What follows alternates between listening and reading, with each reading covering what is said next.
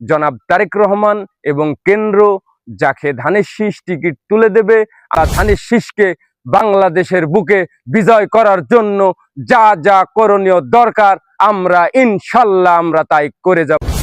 বিসমিল্লাহির রহমানির রহিম। বাংলাদেশ জাতীয়বাদী দল বিএনপির সকল অঙ্গ সংগঠনের নেতা ও কর্মীকে জানাই আসসালামু আলাইকুম। মৃত্যুর কোলে দাঁড়িয়ে সত্যর স্লোগান দেওয়া সংগঠনের নামই কিন্তু বাংলাদেশ জাতীয়বাদী দল বিএনপি।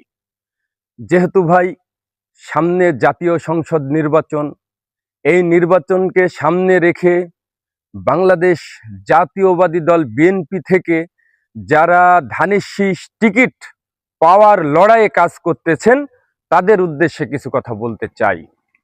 যেহেতু ভাই এই মুহূর্তে বাংলাদেশে সর্ববৃহত্তম রাজনৈতিক দল কিন্তু বিএনপি।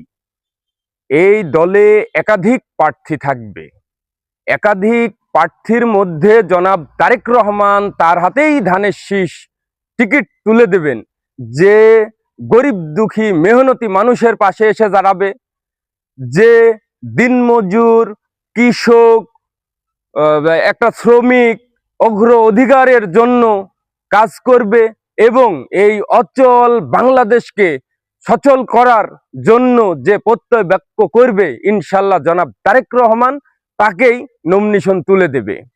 আসলে ভাই একটা দল বিএনপির নামে অপপ্রচার চালাচ্ছে যে নাকি বিএনপি ইসলাম বিরোধী দল। ভাই আপনার উদ্দেশ্যে বলতে চাই, বিএনপি সবসময় বলে আসছে আমরা ইসলামের পক্ষে আছি, ছিলাম, থাকবো, ইনশাল্লাহ ভবিষ্যতেও থাকবো। জনাব তারেক রহমান এমন একটা চিন্তাশীল রাজনীতিবিদ, সে জানে ধৈর্য সর্বোচ্চ ধারালো কৌশল। তিনি কিন্তু একটা দুইটা বছর না 17টি বছর কিন্তু ধৈর্য ধারণ করে তিনি কিন্তু বসে আছেন। ইনশাল্লাহ আগামীর বাংলাদেশ একটা সুন্দর মনোরম পরিবেশের বাংলাদেশ হবে এবং এই বাংলাদেশকে একটি সুন্দর পজিশনে নিয়ে যাওয়ার জন্য জনাব তারেক রহমান যা যা করণীয় দরকার, ইনশাল্লাহ জনাব তারেক রহমান নিজেও কথা দিয়েছেন, সকল নেতাকর্মীকেও নির্দেশ দিয়েছেন যে বাংলাদেশে যেন কখনোই অশান্তি যেন সৃষ্টি না হয়।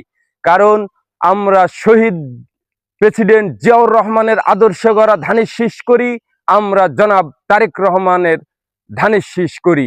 অতএব আমরা সকল সময় জনাব তারেক রহমান এবং কেন্দ্র যাকে ধানের শীষ টিকিট তুলে দেবে, আমরা সকলেই ঐক্যবদ্ধ হয়ে কাঁধে কাঁধ মিলে ইনশাল্লাহ ধানের শীষকে বাংলাদেশের বুকে বিজয় করার জন্য যা যা করণীয় দরকার ইনশাল্লাহ আমরা তাই করে যাব।